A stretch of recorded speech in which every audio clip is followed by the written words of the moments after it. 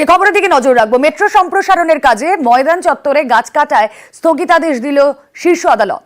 রাজ্য সরকার ও এনভিএনএল কে নোটিশ সর্বোচ্চ আদালতের। আরও একবার আপনাদের জানিয়ে রাখি, মেট্রো সম্প্রসারণের কাজে ময়দান চত্বরে গাছ কাটায় স্থগিতাদেশ দিল সুপ্রিম কোর্ট।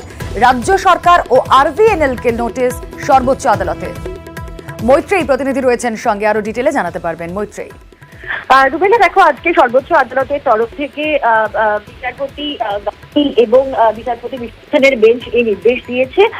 মূলত মেট্রো রেলের কাজের সম্প্রসারণের জন্য ময়দান চত্বরে সবুজায়নের ক্ষতি হচ্ছে এবং যে গ্রিন কাভার আছে সেই গ্রিন কাভার চলে যাচ্ছে এবং র্যাম্প্যান্ট গাছ কাটা হচ্ছে, এমনই অভিযোগ তাদের সামনে আজকে নিয়ে আসা হয়েছিল এবং সেই পরিপ্রেক্ষিতে দাঁড়িয়ে আজকে সর্বোচ্চ আদালত নির্দেশ দিয়েছে যে গাছ কাটার ক্ষেত্রে স্থগিতাদেশ দেওয়া হয়েছে এবং তারা বলেছেন যে আরভিএনএল চাইলে তারা মেট্রো রেলের সম্প্রসারণের কাজ তারা এগিয়ে নিয়ে যেতে পারেন, কিন্তু গাছ কাটার ক্ষেত্রে স্থগিতাদেশ জারি থাকবে। এবং একই সঙ্গে রাজ্য সরকার এবং আরভিএনএল কে নোটিশ পাঠিয়ে এই বক্তব্যের পরিপ্রেক্ষিতে তাদের বক্তব্য জানতে চেয়েছে সর্বোচ্চ আদালত। রুবেলা, ধন্যবাদ।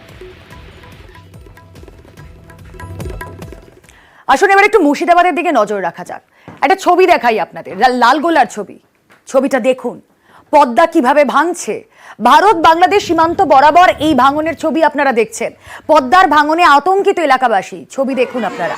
বাঁশ দিয়ে ভাঙন প্রতিরোধের অভিযোগ, প্রশাসনের বিরুদ্ধে গাফিলতির অভিযোগ এলাকাবাসীর। ভাঙন প্রতিরোধে কোনো স্থায়ী সমাধান দিচ্ছে না প্রশাসন, এমনটাই দাবি স্থানীয়দের। লালগোলার ছবি আপনারা দেখছেন। নিউজ 18 বাংলার এক্সক্লুসিভ ছবি আপনারা দেখছেন। পদ্মার ভাঙন, আতঙ্কিত এলাকাবাসী। বারবার প্রশাসনকে জানিয়েও লাভের লাভ হয়নি। বাঁশ দিয়ে ভাঙন প্রতিরোধের চেষ্টা হয়েছে, এমনটাই অভিযোগ। প্রশাসনের বিরুদ্ধেই গাফিলতির অভিযোগ তুলছেন স্থানীয় বাসিন্দারা। নিউজ 18 বাংলার এক্সক্লুসিভ ছবি আপনাদের সামনে। আমরা প্রচণ্ড আতঙ্কে আছি, কেন যেহেতু এভাবে যদি ভাঙতে থাকে আমাদের যে বাড়ি, সে বাড়ির এরিয়াটা 25 থেকে 30 ফুট এখন বর্তমান রয়েছে। সেটাই 25 ফুট থেকে 30 ফুট যদি চলে যায়, আমার বাড়ি চলে গেলে আমার পাশে যে গ্রাম আছে সেগুলো আস্তে আস্তে চলে যাবে। ওনারা এসে দেখুক, ভেরিফাই করে দেখুক যে জায়গাটার কাজ কিভাবে করলে গ্রামবাসী বাঁচবে।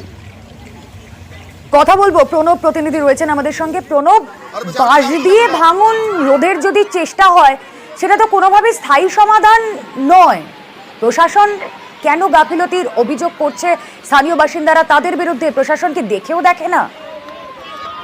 দেখো, একই রকম ভাবে গঙ্গা যখন ভাঙন চলছিল আমরা দেখেছি শামশেরগঞ্জ, ফারাক্কা, সুতি, এই বিভিন্ন এলাকাতে, সেখানেও কিন্তু একই ধরনের প্রশাসনের বিরুদ্ধে কিন্তু অভিযোগ উঠেছিল যে স্থায়ী সমাধান হচ্ছে না, 4 বছর ধরে এই ভাঙন চলছে।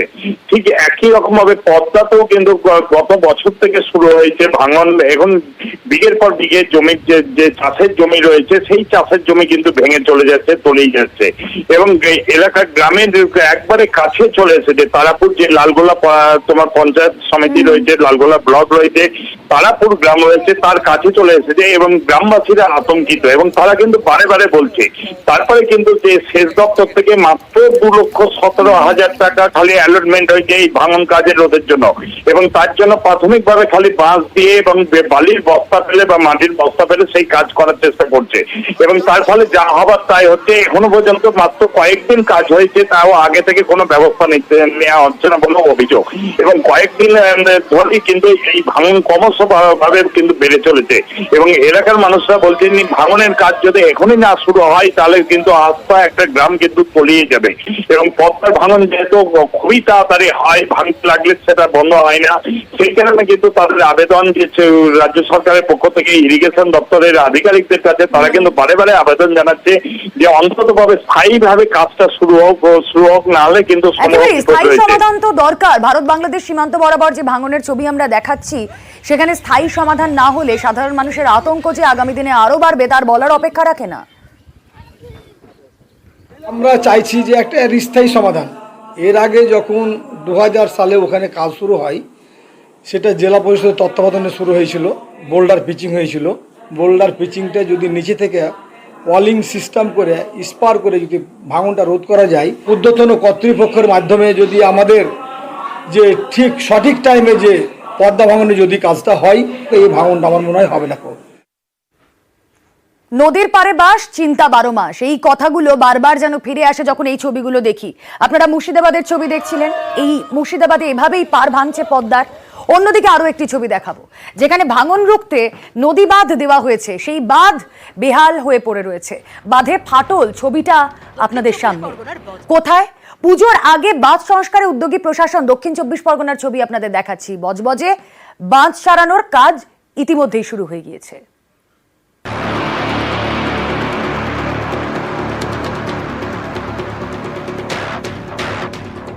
দক্ষিণ 24 পরগনার বজবজ, পাশ দিয়ে বয়ে গিয়েছে গঙ্গা। নদী পারে একাধিক জায়গায় বাঁধ। স্থানীয়দের দাবি, বছরখানেক ধরে বজবজের বিভিন্ন নদী বাঁধ বেহাল। কোথাও বাঁধে ফাটল ধরেছে, কোথাও আবার ভেঙে গিয়েছে।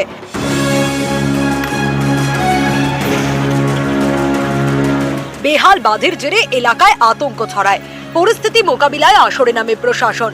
বজবজের বিভিন্ন জায়গায় বাঁধের কাজ শুরু করেছে সেচ দপ্তর। কোথাও চলছে বাঁধ মেরামতি, কোথাও আবার নতুন পাকা বাঁধ তৈরি হচ্ছে। বজবজের ওরিয়েন্ট ঘাট থেকে চিত্রীগঞ্জ ঘাট, এই এলাকার 4 জায়গায় বাঁধের কাজ শুরু করেছে সেচ দপ্তর। একদম ওরিয়েন্ট থেকে থানা ঘাট পর্যন্ত, মাঝখানে লতিয়ান জেটি ঘাটে শিব মন্দির, একদম ক্যালেডোনিয়ান থেকে চিবরিয়াট ঘাট, সমস্ত জায়গায় ওয়ার্ক অর্ডার হয়েছে, কাজ চালু হয়েছে। ভাঙন রোধ করার জন্য যে কাজ দরকার সেই কাজগুলো হচ্ছে। নদীর পাড়ে বাঁধের কাজ, রোজ জোয়ার ভাটার সঙ্গে লড়াই। জোয়ার এলেই কাজ বন্ধ। সব জটিলতা কাটিয়ে শীঘ্রই বাঁধের কাজ শেষ হবে বলে দাবি পুরসভার। বজবজ থেকে সমীর মণ্ডল, নিউজ 18 বাংলা।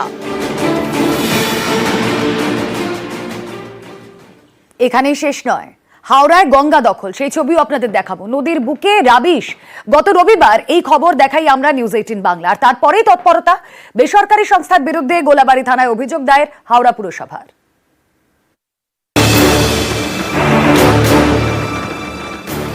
উত্তর হাওড়ার শালদিয়া, গা ঘেঁষে বয়ে গেছে গঙ্গা।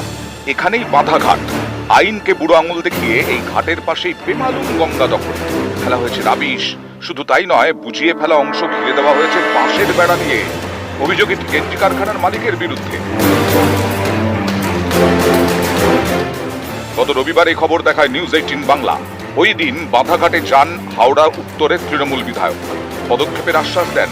এবার আসরে হাওড়া পুরসভা। বন্ধ করে দেওয়া হয় গঙ্গা বোঝানোর কাজ। কারখানা মালিকের নামে গোলাবাড়ি থানায় অভিযোগ দায়ের করা হয়। এর আগের বার যখন আমরা জেনেছিলাম তখন আমাদের বিল্ডিং এর ডেমোলিশন টিম গিয়ে পুরো জায়গাটাকে ডেমলিশ করে চলে এসেছিল। ওখানে আর কোনো স্ট্রাকচার ছিল না। তাদেরকেও সেইভাবে জানিয়ে দেওয়া হয়েছিল যে ওখানে আবার তারা ওই জায়গাতে গঙ্গার ওপর ওইভাবে একইভাবে তারা অবৈধ কনস্ট্রাকশন করার চেষ্টা করছে। এবং ওনাদের এগেনস্টে যা যা লিগাল স্টেপ নেওয়ার, সে যেই করুক যেই হোক, তার এগেনস্টে যা লিগাল স্টেপ নেবার আমরা লিগাল স্টেপ নেব। গত বছরের মে হাওড়ার বাঁধাঘাটে একই জায়গায় গঙ্গা দখল। এই অংশে রাবিশ ফেলে বোঝানো হয়, তোলা হয় বাউন্ডারি ওয়াল। রমরমিয়ে চলে নির্মাণ কাজ।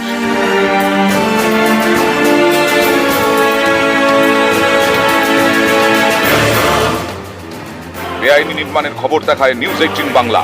তখন সেই নির্মাণ ভেঙে দেয় পুরসভা। সেই জায়গাতেই আবারও রাবিশ ফেলে ভরা। এবার গোলাবাড়ি থানায় অভিযোগ দায়ের হাওড়া পুরসভা।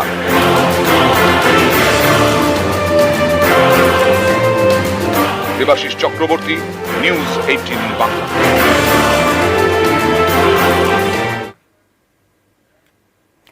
মহানন্দা নদী থেকে বালি চুরি, ফাঁসি দেওয়ায় মহানন্দা থেকে বালি চুরি।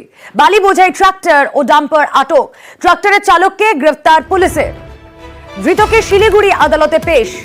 কথা বলবো, আমাদের প্রতিনিধি বিশ্বজিৎ রয়েছেন সঙ্গে। বিশ্বজিৎ, দেখো রুমেনা, গ্রিন ট্রাইব্যুনালের নির্দেশ অনুযায়ী 3 মাস বালি তোলা নিষিদ্ধ রয়েছে জেলার বিভিন্ন নদীঘাট থেকে। আর দেখা যাচ্ছে এই নিষেধাজ্ঞা উপেক্ষা করেই ফাঁসি দেওয়ার মহানন্দা নদী থেকে দিনে দুপুরেই বালি চুরি হচ্ছে। প্রকাশ্য দিবালোকে কিন্তু এই বালি চুরি হচ্ছে এবং যার খবর পায় বিধাননগর তদন্ত কেন্দ্রের পুলিশ। আজ মূলত মুরলীগঞ্জ নাকা পয়েন্টে সেখানেই একটি ট্র্যাক্টরকে আটক করা হয় এবং সেই ট্র্যাক্টরে কোনো নথিপত্র পাওয়া যায়নি এবং তারপরেই ট্র্যাক্টর সহ এক চালককে গ্রেপ্তার করা হয়। পরবর্তীকালে দেখা যায় এক বাই ডাম্পার, সেটিও কিন্তু নাকা তল্লাশি পার হওয়ার চেষ্টা করেছিল, কিন্তু পুলিশকে দেখতেই সেই ডাম্পারের চালক গাড়ি থামিয়ে সেখান থেকে কিন্তু চম্পট দেন গোটা ঘটনায় একটি ট্রাক্টর ও বালি বোঝাই ডাম্পার আটক করেছে পুলিশ। অন্যদিকে যে ট্রাক্টর চালককে গ্রেপ্তার করা হয়েছে তাকে শিলিগুড়ি মহকুমা আদালতে তোলা হয়েছে।